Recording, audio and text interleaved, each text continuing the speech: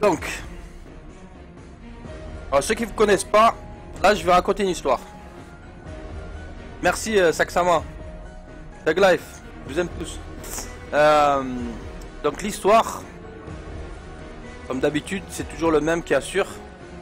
N'hésitez pas à envoyer des histoires si vous avez des histoires spéciales du bled qui font cafouiller et tout ça. Donc n'hésitez pas à me l'envoyer par MP et après je vous la raconte. Donc je la raconte juste d'une façon un peu spéciale, j'essaye.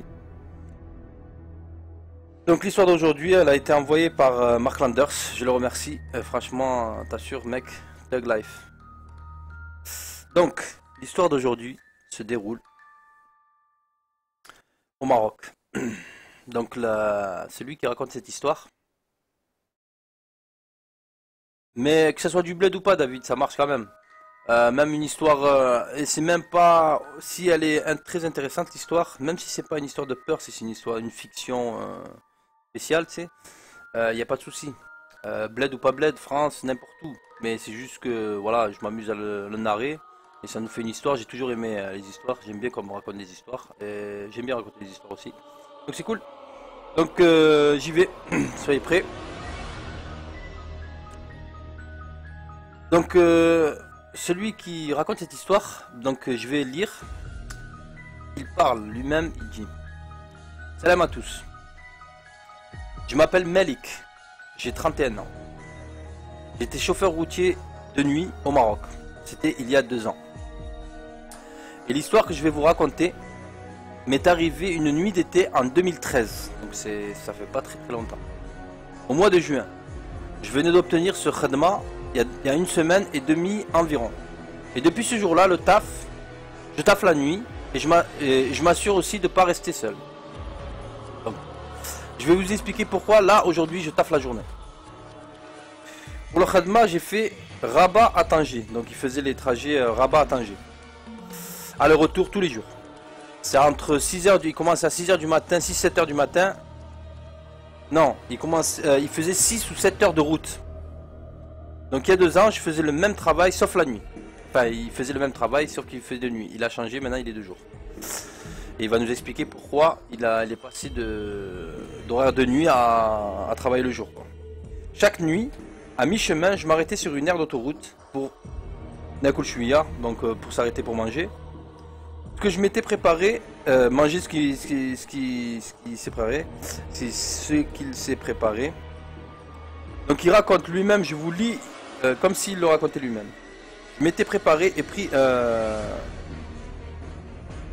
Ouais, il s'est arrêté pour manger un peu ce qu'il s'était préparé. Faire la prière du soir, la salat al-Isha, pour me reposer tranquille, normal. Donc pendant 1 semaine et demie, je m'arrête à chaque fois environ à la même heure, vers 3h du matin. Sur cette aire d'autoroute pendant 15-20 minutes, puis je rentrais dedans normal. Ouais. Pour faire l'odo, donc il s'arrêtait dans cette aire d'autoroute, et il s'arrêtait pour faire l'odo, les toilettes, et faire la salade. Me prendre mon kahwa pour rester en forme et manger chouïa, bon, comme tous les routiers, donc il s'arrête, il mange un petit morceau, il boit son kahwa tranquille. Et une petite pause tranquille. Le premier jour, dans le khadma, je m'arrête sur cette terre, je rentre avec mon tapis de salade, et il y avait une personne qui travaillait là-bas la nuit, qui était à la caisse, un bon gars. Il était tranquille, il s'appelait Hakim. Donc là, il va le voir, il lui dit Salam sahbi. Et le type lui répond Alaykoum salam. La baisse, alhamdoulilah, ça te dérange pas si je fais la salat al-Isha ici? J'ai pas pu le faire avant à cause du khadma. Et j'ai pas envie de faire dehors dans le noir. Hakim, non, pas du tout, fais comme chez toi. Pendant que j'étais en train de faire la salat, donc je me retourne en direction de la Mecque. Je me tourne en direction de la Mecque et en faisant la prière, j'étais dos par rapport à Hakim. Le comptoir était derrière moi et lui il était de profil. Et devant moi en fait il y avait un miroir. En fait il y avait un miroir en face et il pouvait le voir. Je voyais directement Hakim mais lui il me voyait pas. Donc il arrivait à le voir. Il était en direction de la Mecque et il y avait un miroir et il arrivait à le voir mais lui il le voyait pas. Il voyait pas qu'il pouvait il avait un angle de vue quoi. Et pendant la salade, en me levant, je regarde le miroir vite fait. Donc il est pendant la salade et d'un coup, sans faire exprès, il regarde dans le miroir. Juste avant de me baisser à genoux, juste après avoir dit Sami Allahu liman hamida, Rabbana wa lakal hamd. Donc c'est ce qu'on dit quand on se relève de la prière. Ceux qui font la salade savent de quoi je parle. Ce moment dure 4 secondes. C'est très rapide. Je l'avais vu, il était en train de me regarder, son visage est face au miroir. Il s'est mis à trembler tout seul. Ses yeux étaient devenus tout rouges. Sur le coup, j'avais pas trop capté. Enfin, vite fait quoi. Ça avait duré 2 secondes, même pas. J'avais pas trop fait gaffe. J'ai pas pris ça au sérieux. Je n'avais rien à battre. Je sais pas pourquoi. Donc là, je finis la prière, je me lève, je retourne vers lui, je table la discussion, je mange, etc. Il n'y avait rien d'anormal. Ce Hakim était cool. Il m'avait même dit de prendre des choses à grignoter pendant le trajet. Donc là, je repars, je lui dis salam et il me répond à demain, Inch'Allah. Gars super tranquille, je le répète encore une fois. Les jours suivants, pareil, je rentre dans cette aire d'autoroute, je fais la prière, je prends mon kahwa, manger un petit peu, une petite pause tranquille et toujours à parler avec Hakim pendant 20 minutes, j'avais rien remarqué de bizarre, comme le premier jour. Et une nuit, 6 jours après, toujours la même chose. J'ai fait ma pause là-bas avec ce Hakim. Et en rentrant, je lui dis salam. Il me répond, je vais aux toilettes pour faire le dos, les ablutions. Il me répond normal. Donc il va aux toilettes pour faire le dos.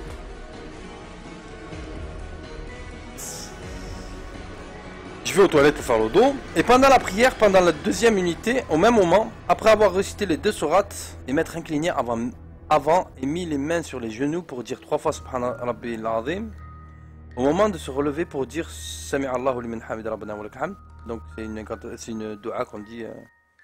Pour ensuite se baisser encore une fois, ceux qui font la prière savent de quoi je parle. Ouais, ok. En fait, à ce moment précis, je lève les yeux sur le miroir vite fait, et là, plus personne derrière moi. Donc là, il a eu le réflexe de regarder, même s'il ne devrait pas être distrait pendant la prière. Et là, il regarde vite fait, il voit qu'il n'y a plus personne derrière lui. Ce Hakim avait disparu alors que 5 secondes avant, il était debout au comptoir. Donc là, je finis de réciter Tashahhud. Et quand je me suis relevé, il était de nouveau là, à me fixer. Comme l'autre jour. En train de trembler, ses yeux tout rouges, en train de rire, en train de rigoler. Il faisait une tête bizarre. J'avais bien vu son visage, c'était légèrement noirci. Il était devenu du coup tout sale. Comme celui d'un clochard, de quelqu'un qui ne s'est pas lavé depuis plusieurs mois. Sur le moment, j'ai commencé à khla' violent. J'étais choqué. Mais ma'alish, j'ai quand même continué à faire la prière comme si de rien n'était. Il était resté là en train de me fixer et rigoler pendant 2 minutes. Là, je termine la prière et au lieu de venir taper la discussion ensuite et bouffer comme les autres jours, je me suis dit, direct cassé de là. Je lui ai juste dit salam et ce Hakim, il était redevenu normal. Son visage, ses yeux. À ce moment-là, il m'avait dit, tu restes pas plus? Attends, viens, je te donne chez Hadja. Je te donne un truc.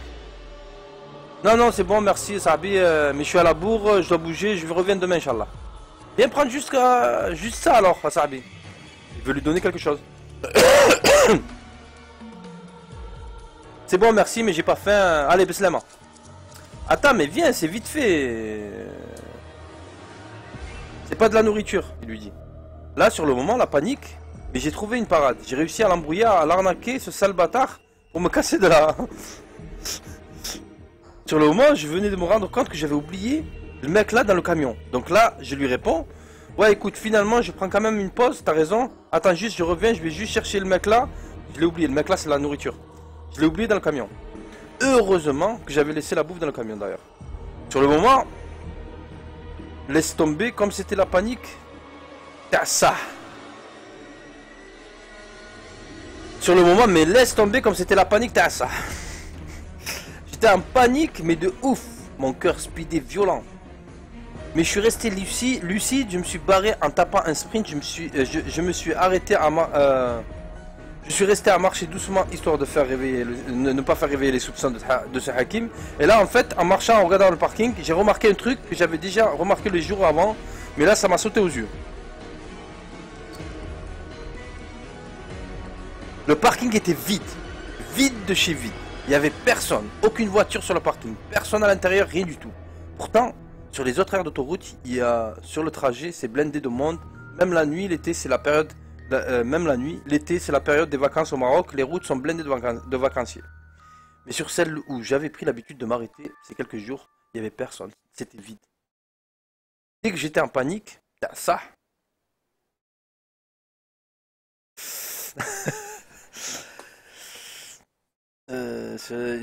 Déjà que j'étais en panique, t'as ça. En plus, je venais de capter le. Ouais, ouais. Donc là, je monte dans le camion et direct, je démarre le camion. Et heureusement que j'avais garé assez loin le camion dans l'air d'en face.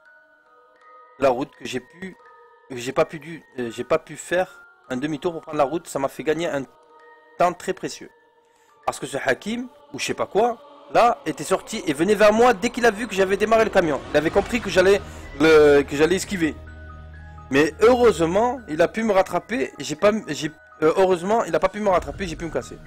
J'avais pu revoir son visage une dernière fois. À ce Hakim, il était redevenu sale, yeux rouges. Et là, ce gars-là, Hakim, je sais même pas si c'est un humain ou quoi. En fait, j'avais aussi remarqué qu'il avait pas de pied. Ses jambes s'arrêtaient au niveau des mollets. Il a mis un pour remarquer ça. Il courait pas en fait. Il s'avançait rapidement mais sans courir. Il était comme en lévitation. Donc vous avez pigé. J'aurais été bloqué si j'avais pas oublié la bouffe. Et garer le camion de cette façon. J'y repasse encore tous les jours. Qu'est-ce qui m'aurait arrivé si j'avais garé le camion dans l'autre sens et s'il avait eu le temps de me rattraper? Donc là en fait sur le coup il n'avait pas remarqué, mais en fait c'était une créature bizarre. Il me serait arrivé quoi? Bordel, j'y repense tous les jours. Donc là je suis dans le camion en train de tracer la route, choqué mais violent, j'avais du mal à respirer, laissé tomber comme c'était la panique. Les gens auraient pu mourir de peur à cause de ça, sans mentir. Donc là, 1 heure de route après, je commençais tout juste à me calmer et je regarde vite fait 10 secondes sur le rétroviseur qui est accroché en haut du pare-brise. Et là je vois quoi? Ce truc. Hakim, en train de rigoler, yeux rouges et visage tout sale. Même chose que j'avais vu 1 heure avant dans l'aire d'autoroute. Sur le coup, j'ai failli me prendre un pet. J'ai baissé les yeux pour arrêter le camion et me garer sur le côté dès que de nouveau regardé il a de nouveau regardé le rétroviseur. Il était plus là. Il n'y avait personne sur le siège arrière. Waouh, c'est chaud. Il l'a vu dans le rétro, en fait, il était de côté passager. Enfin, juste derrière, dans la place arrière. Là, c'était la panique totale, laisse tomber. Donc là, je descends, j'appelle un sahab du khadma pour qu'ils viennent me chercher sans leur dire pourquoi. Parce qu'ils m'auraient pas cru, je leur ai dit que j'avais fait un malaise, bref, une connerie. J'attends 3 heures sur le bord de la route en panique.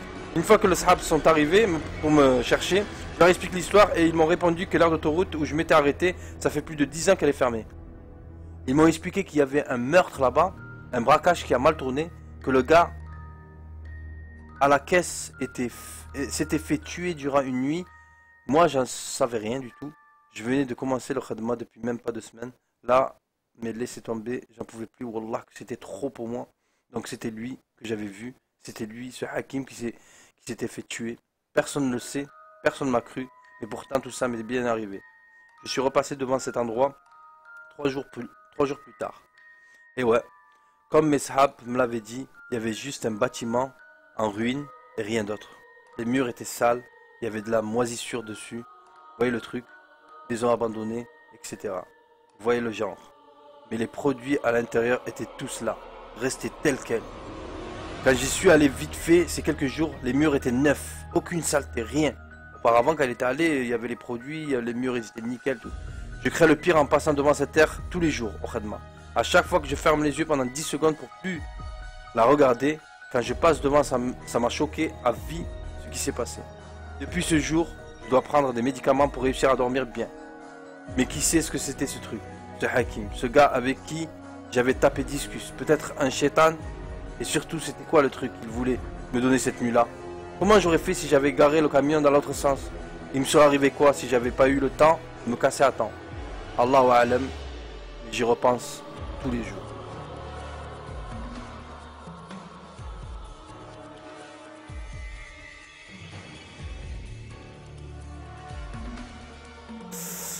Chaud quand même, hein, dans le rétroviseur là, quand il a revu Hakim là, c'est chaud.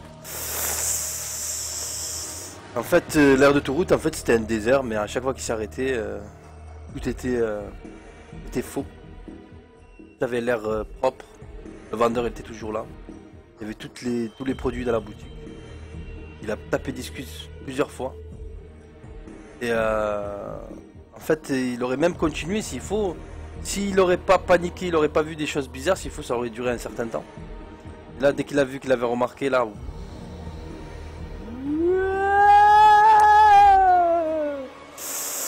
Et voilà, c'était l'histoire du soir, bonsoir. J'espère que vous avez kiffé, moi j'ai bien aimé.